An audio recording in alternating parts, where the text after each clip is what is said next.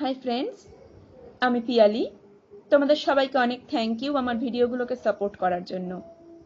আরও আবৃত্তি শুনতে সাবস্ক্রাইব করো আমাদের চ্যানেলে। আজকের আবৃত্তি তমালিকার রিকোয়েস্টে মেঘবালিকা। কবি জয় গোস্বামীর লেখা মেঘবালিকার জন্য রূপকথা। আমি যখন ছোট ছিলাম খেলতে যেতাম মেঘের দলে।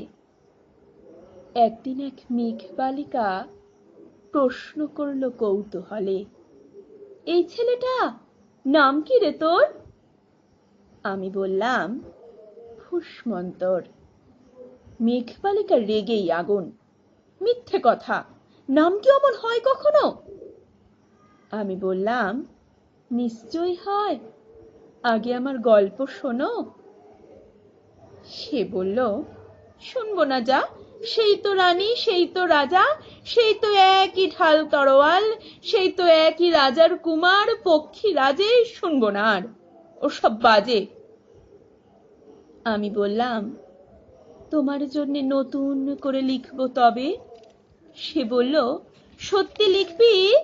বেশ, তাহলে মস্ত করে লিখতে হবে, মনে থাকবে, লিখেই কিন্তু আমায় দিবি। আমি বললাম, তোমার জন্য লিখতে পারি এক পৃথিবী।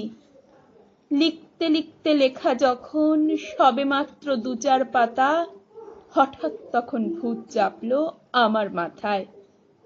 খুঁজতে খুঁজতে চলে গেলাম ছোটবেলার মেঘের মাঠে। গিয়ে দেখি চেনা মুখ তো একটিও নেই এ তল্লাটে। একজনকে মনে হলো ওরই মধ্যে অন্যরকম। এগিয়ে গিয়ে বলি তাকেই, তুমি কি সেই মেঘবালিকা, তুমি কি সেই? সে বলছে, মনে তো নেই, আমারও সব মনে তো নেই। আমি বললাম, তুমি আমার লেখার কথা বলেছিলে। সে বলল, সঙ্গে আছে, ভাসিয়ে দাও গাঁয়ের ছিলে। আর হ্যাঁ শোনো, এখন আমি মেঘ নই আর, সবাই এখন বৃষ্টি বলে ডাকে আমায়।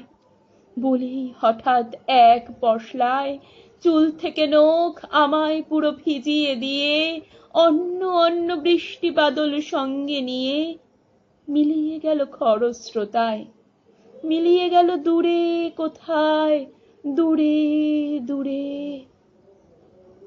বৃষ্টি বলে ডাকে আমায়, বৃষ্টি বলে ডাকে আমায়। আপন মনে বলতে বলতে আমি কেবল বসে রইলাম ভিজে একসা কাপড় জামায়, গাছের তলায় বসে রইলাম। বৃষ্টি নাকি মেঘের জন্যে? এমন সময় অন্য একটি বৃষ্টি আমায় চিনতে পেরে বলল, তাতে মন খারাপের কি হয়েছে, যাও ফিরে যাও, লেখো আবার। এখন পুরো বর্ষা চলছে, তাই আমরা সবাই এখন নানান দেশে ভীষণ ব্যস্ত। তুমিও যাও, মন দাওগে নিজের কাজে। বর্ষা থেকে ফিরে আমরা নিজেই যাব তোমার কাছে। এক পৃথিবী লিখবো আমি, এক পৃথিবী লিখবো বলে ঘর ছেড়ে যেই বেরিয়ে এলাম, ঘর ছেড়ে সেই ঘর বাঁধলাম। গহন বনে সঙ্গী শুধু কাগজ কলম। একাই থাকবো, একাই দুটো ফুটিয়ে খাবো, এক দু মুঠো ধুলো বালি। যখন যারা আসবে মনে তাদের লিখবো, লিখেই যাব।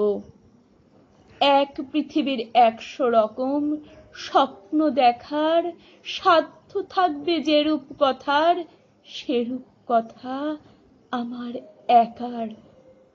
ঘাড় গুঁজে দিন লিখতে লিখতে, ঘাড় গুঁজে রাত লিখতে লিখতে, মুচ্ছে দিন, মুচ্ছে রাত।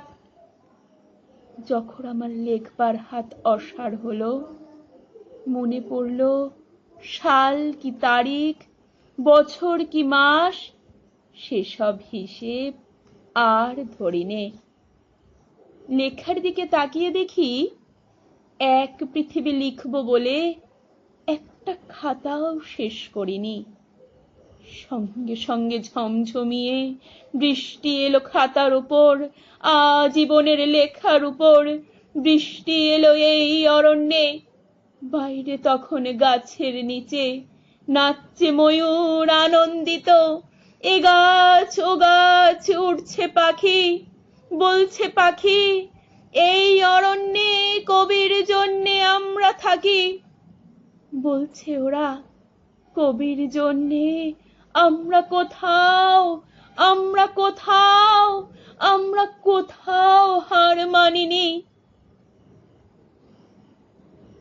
কবি তখন কুটির থেকে তাকিয়ে আছে অনেক দূরে, বনের পরে, মাঠের পরে, নদীর পরে, সেই যেখানে সারা জীবন বৃষ্টি পড়ে, বৃষ্টি পড়ে, সেই যেখানে কেউ যায়নি, কেউ যায় না কোনোদিনই। আজ সে কবি দেখতে পাচ্ছে সেই দেশে সেই ঝর্ণা তলায় এদিক ওদিক ছুটে বেড়ায় সোনায় মোড়া মেঘ হরিণী। কিশোর বেলার সেই হরিণী।